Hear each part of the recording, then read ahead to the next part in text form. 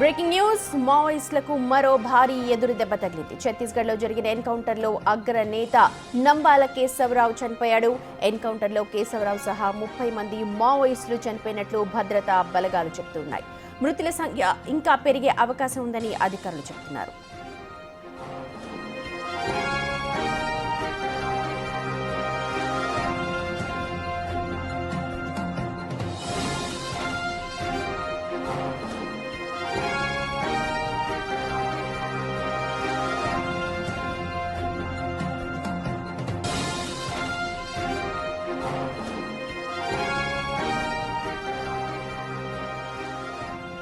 ప్రస్తుతం big TV screen మీద చూస్తున్నారు నంబాల కేశవరావు అలియాస్ బసవరాజ్. ఆయన సొంత ఊరు శ్రీకాకుళం జిల్లాలోని జియన్నపేట. ప్రస్తుతం ఇతను హతమయ్యాడు. ఇతనితో పాటు దాదాపు 30 మంది హతమైనట్టుగా భద్రతా బలగాలు చెప్తూ ఉన్నాయి. ఇంకా మృతుల సంఖ్య మరింత పెరిగే అవకాశం ఉన్నట్టు చెప్తున్నారు. ఇక నంబాల కేశవరావు గురించి తెలుసుకోవాలనుకుంటే 1955లో ఈయన జన్మించారు. వరంగల్లోని రీజనల్ ఇంజనీరింగ్ కాలేజీలో ఇంజనీరింగ్ కూడా పూర్తి చేశారు. ఇక 1970ల నుంచి నక్సలైట్ ఉద్యమంలో కేశవరావు చాలా చురుగ్గా ఉన్నారు. 1987లో బస్తర్ అడవుల్లో ఆయనకు ఎల్టీటీఈ శిక్షణ ఇచ్చింది. ఎల్టీటీఈ నుంచి ఆయన శిక్షణ తీసుకున్నారు. ఇక అంబుష్ టాక్టిక్స్, జిలెటిన్ హ్యాండ్లింగ్స్లో ట్రైనింగ్ తీసుకున్న ఆయన గెరిల్లా యుద్ధంలోనూ ఐఈడీల వినియోగంలోనూ నైపుణ్యాన్ని సాధించారు. 1992లో పీపుల్స్ వార్ సెంట్రల్ సెక్రటరీ కమిటీగా సభ్యుడిగా, అలా తర్వాత 2004లో Maoist party central committee commission హెడ్గా, పొలిట్ బ్యూరో సభ్యుడిగా కూడా నియమితులయ్యాడు. 2018 నవంబర్లో ముప్పాళ్ల లక్ష్మణరావు అలియాస్ గణపతి రాజీనామా చేయడంతో మావోయిస్టు పార్టీ సుప్రీం కమాండర్గా కేశవరావు బాధ్యతలు స్వీకరించాడు. ఆయన నేతృత్వంలో ఛత్తీస్గఢ్, మహారాష్ట్ర, ఒడిశాలో మావోయిస్టులు పలు దాడులకు పాల్పడ్డారు.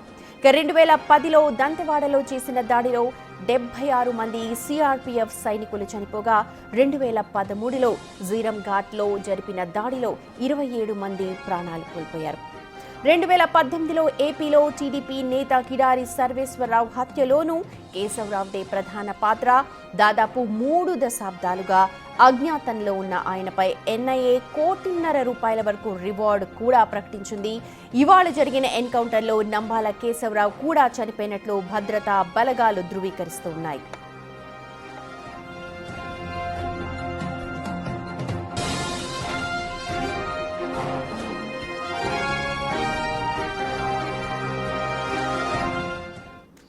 రైట్, ఎన్కౌంటర్కి సంబంధించిన మరిన్ని అప్డేట్స్ అందించడానికి అసోసియేట్ ఇన్పుట్ ఎడిటర్ నగేష్ సిద్ధంగా ఉన్నారు. నగేష్, చాలా ఉన్నత స్థాయిలో ఉన్న వ్యక్తి, అలాగే 3 దశాబ్దాలుగా నక్సలిజాన్ని ఏలిన వ్యక్తి ప్రస్తుతం చనిపోయినట్టుగా భద్రతా బలగాలు ధృవీకరిస్తున్నాయి. ఒకసారి ఓవరాల్ ఎన్కౌంటర్కి సంబంధించిన అనాలిసిస్ చెప్పండి.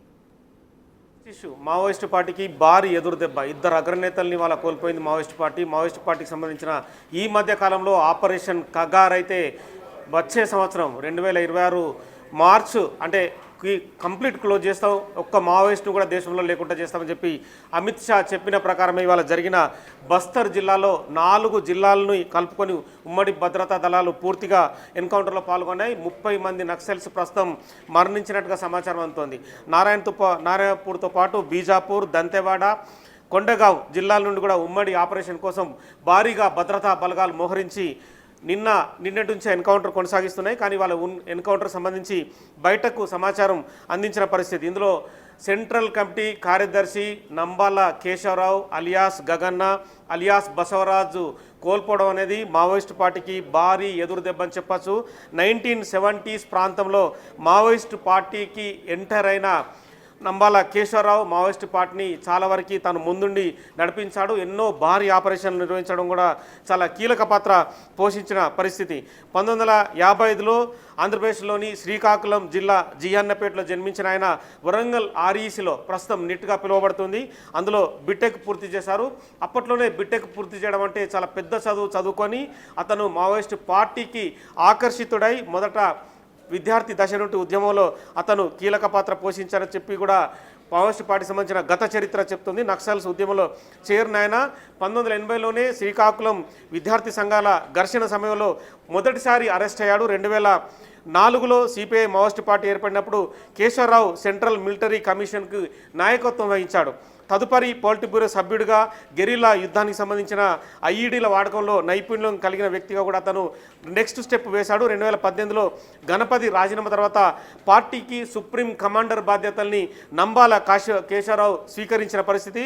2010లో దంతెవాడ దాడిలో 76 మంది సిఆర్పిఎఫ్ సైనికులకు సంబంధించిన మరణంలో కూడా నంబాల కేశవరావు ఆపరేషన్ మిలిటరీ తనే ముందుండి కూడా నడిపించి అందులో 76 మంది సిఆర్పిఎఫ్ సైనికుల హతానికి కారణమాడు. 2013లో జీరంఘాటి దాడిలో దాదాపుగా 27 మంది అప్పుడు మరణించారు. తదుపరి 2018లో తెలుగుదేశం నాయకుడు కిడారి సర్వేశ్వరరావు హత్య వెనుక కూడా నంబాల కేశవరావు పాత్ర ఉన్నట్టుగా కూడా అనుమానించబడ్డాడు. 1987లో ఎల్టీటీ చాలా కీలక ఆపరేషన్స్ లో ఈయన ఉన్నాడు కేశవ అన్నతను. ఇప్పుడు ఇంకా ఆపరేషన్ కగార్ మీరు చెప్పినట్టుగా మొత్తం సమూల నిర్మూలనలో భాగంగా జరుగుతున్న ఆపరేషన్ కగార్ కి సంబంధించి ఒకసారి అప్డేట్స్ చెప్పండి. అంటే 1980s తర్వాత నంబాల కేశవరావు ఇప్పుడు మనం చెప్తున్న అగ్రనేత ఎప్పుడు అరెస్ట్ కాలేదు. చాలా సందర్భాల్లో కూడా అరెస్ట్ అయ్యాడు, చాలా సందర్భాల్లో ఎన్కౌంటర్ అయ్యాడని చెప్పి కూడా ప్రతిసారి చెప్పుకొచ్చారు. కానీ నంబాల కేశవరావు అలియాస్ బసవరాజు మాత్రం ఎక్కడ అరెస్ట్ కాకుండా ప్రతి సందర్భంలో కూడా తప్పించుకున్నాడు. కానీ ఇవాళ జరిగిన ఆపరేషన్లో ఎందుకంటే 4 జిల్లాల సంబంధించిన వ్యవహారంలో పెద్ద ఎత్తున 2000 నుంచి 3000 మంది వరకు కూడా భద్రతా బలగాలు ఈ ఆపరేషన్లో పాల్గొన్నట్టుగా తెలుస్తుంది. ఈ క్రమంలోనే నంబాల కేశవరావుతో పాటు మిగతా 30 మంది కూడా తనతో హతమయ్యారు. నంబాల కేశవరావు తర్వాత నెక్స్ట్ లెవెల్ నేత కూడా ఉన్నట్టుగా కొంత సమాచారం అందుతుంది. అతను ఎస్జెడ్సి సంబంధించిన పోస్ట్లో ఉన్నట్టుగా కూడా చెప్తున్నారు. నంబాల కేశవరావు అయితే కేంద్ర కమిటీ కార్యదర్శిగా ప్రస్తుతం అయితే విధులు నిర్వహిస్తున్నాడు. అతను ఆపరేషన్ చేశాడంటే ఖచ్చితంగా పోలీసులు అర్థం కావాల్సిందన్న రీతిలో మావోయిస్ట్ ఆపరేషన్ కొనసాగుతుంది. సో గత నెల కూడా 30న కూడా సుందర్రాజ్ బస్తర్ ఐజీ కూడా ఇప్పటికీ అంటే గణాంకాల ప్రకారం అయితే ఆపరేషన్ కగార్ కొనసాగుతుంది. 2024 నుండి ఇప్పటి వరకు అయితే 656 మంది మావోయిస్టులు అరెస్టులు, అలాగే ఇందులో 141 మంది ఆ ఎదురుకాల్పుల్లో మృతి చెందినట్టుగా చూపించారు. 2025 జనవరి మార్చి వరకు కూడా 153 మంది అరెస్టు, 150 మంది లొంగుబాటు కూడా చూపించారు. మొత్తం ఓవరాల్గా 377 అంటే ఇప్పటికీ 400కు పైగా ఎదురుకాల్పులో మృతి చెందినట్టుగా చూపించారు. ఈ మధ్యలో కర్రెగుట్టల్లో కూడా ఆపరేషన్ కగార్ నిలిపివేస్తున్నట్టు భద్రతా బలగాలను కూడా వెనక్కి పంపించారు. కానీ తదుపరి భారీ దెబ్బనే మావోయిస్టులకు రుచి చూపించారని చెప్పచ్చు. ఇప్పటికే మావోయిస్టు పార్టీ కూడా చాలా సందర్భాల్లో తమకు సంబంధించిన సానుభూతి పరులు, ప్రజా హక్కుల సంఘాలు, పౌర హక్కుల సంఘాలతో కూడా రెగ్యులర్గా ప్రతి జిల్లాలో మీటింగ్లు నిర్వహిస్తూ ఆపరేషన్ కగార్ ఆపేయాలి, శాంతి చర్చలకు సిద్ధమని చెప్తోంది. కానీ కేంద్ర ప్రభుత్వం కానీ రాష్ట్ర ప్రభుత్వాలు కానీ ఎక్కడ కూడా ఏ రాష్ట్ర ప్రభుత్వం కూడా ఆపరేషన్ కగార్కు సంబంధించి తాము చర్చలకు వెళ్తామని చెప్పలేదు. కానీ ఈ మధ్యనే తెలంగాణకు సంబంధించిన ముఖ్యమంత్రి రేవంత్ రెడ్డి ఆపరేషన్ కగార్కి సంబంధించి కేంద్రానికైతే ఒక లేఖ రాశారు. చర్చలకు సంబంధించి కూడా ముందుకెళ్లాలని చెప్పారు. అంటే కొంతమంది పౌర హక్కుల సంఘాల నేతలు రేవంత్ రెడ్డి కలిసిన తర్వాతనే ఈ ప్రతిపాదన ముందుకెళ్ళింది. కానీ కేంద్రం మాత్రం ఆపరేషన్ కగార్ని కొనసాగిస్తున్నట్టుగా స్పష్టం చేస్తోంది. ఆపరేషన్ కగారు ఖచ్చితంగా 2025 అంటే ఈ మధ్య జరుగుతున్న సంబంధించి మొన్న మార్చి నుంచి నెక్స్ట్ మార్చి వరకు మార్చి 25 వరకు కూడా ఈ ఆపరేషన్ కొనసాగుతుంది. భారతదేశంలో ఏ రాష్ట్రంలో కూడా ఖచ్చితంగా మావోయిస్టులు లేకుండా ఏరివేస్తామని చెప్తుంది. ఈ క్రమంలోనే అగ్రనేతలను టార్గెట్ చేశారని చెప్పచ్చు. 2 రోజుల క్రితం కూడా మావోయిస్టు పార్టీకి సంబంధించిన మరో అగ్రనేత చంద్రన్న అలియాస్ పుల్లూరి ప్రసాదరావు పేరు కూడా వినిపించింది. కానీ అక్కడ కర్రెగుట్టలో తను తప్పించుకొని పారిపోయాడని చెప్పుకొచ్చిన పరిస్థితి. కానీ నంబాల కేశవరావు మృతి అనేది మావోయిస్టు పార్టీకి భారీ ఎదురు దెబ్బని చెప్పచ్చు. అంటే కేశవరావు వయస్సు పైబడినా కూడా అతను వేసే అంటే ఎత్తుగడలు కావచ్చు, పోలీసులపైన చేసే దాడులు కావచ్చు మావోయిస్టు పార్టీకి చాలా అనుకూలంగా ఉండేవి. కానీ నంబాల కేశవరావు మృతి తర్వాత మాత్రం మావోయిస్టు పార్టీ కోలుకోలేని దెబ్బతింది.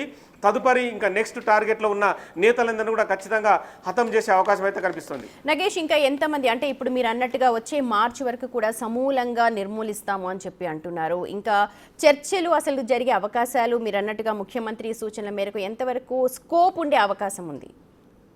అంటే చర్చలకు సంబంధించి ఇప్పటికైతే అంటే కేంద్ర హోంశాఖ మంత్రి అమిత్ షా చేసిన ప్రకటన ప్రకారం అయితే చర్చలకు ఎక్కడ సంసిద్ధంగా ఉన్నట్టు కనిపిస్తలేదు. అంటే భారతదేశంలో ఉన్న 29 రాష్ట్రాలకు సంబంధించిన ముఖ్యమంత్రులు కావచ్చు, హోంమంత్రులు కావచ్చు ప్రతిపాదనకు అంటే ఎక్కువ రాష్ట్రాలు ఒప్పుకుంటేనే కేంద్రం ఒకవేళ తలొగ్గుతుంది. కానీ గతంలో జరిగిన విషయాలు చూస్తే కనుక గతంలో రాజశేఖర్ రెడ్డి ఉమ్మడి ఆంధ్రప్రదేశ్లో తను ముఖ్యమంత్రిగా ఉన్న సమయంలోనే చర్చలకు చాలామంది అగ్రనేతలు రామకృష్ణ కావచ్చు, నంబాల కేశవరావు, ఇందులో అంటే ఇంకా చాలామంది ఎన్కౌంటర్ అయిన నేతలు ఉన్నారు, గణేష్ కావచ్చు, వాళ్ళందరూ అటెండ్ అయ్యారు. తదుపరి తదుపరి ఆ చర్చల తర్వాత చాలామంది అగ్రనేతల వాళ్ళ లీక్ అయ్యాయి. వాళ్ళంతా కూడా ఎన్కౌంటర్లో రకరకాల సందర్భంలో హతమైన పరిస్థితి. తదుపరి చాలామంది అగ్రనేతలు కూడా లొంగిపోయారు. కానీ చర్చలకు సంబంధించి కూడా ఇప్పటికీ హోంమంత్రి అమిత్ షా చర్చలకు సానుకూలంగా కానీ ఎక్కడ లేనట్టుగా కనిపిస్తుంది. ఎందుకంటే చర్చలకు అనుకూలంగా ఉన్నట్టు కూడా ఎక్కడ కూడా వాళ్ళు ముందుకు రావడం లేదు. అంటే చాలా సందర్భాల్లో కూడా బీజేపీ పార్టీకి సంబంధించిన నేతలు కావచ్చు, వాళ్ళందరూ కూడా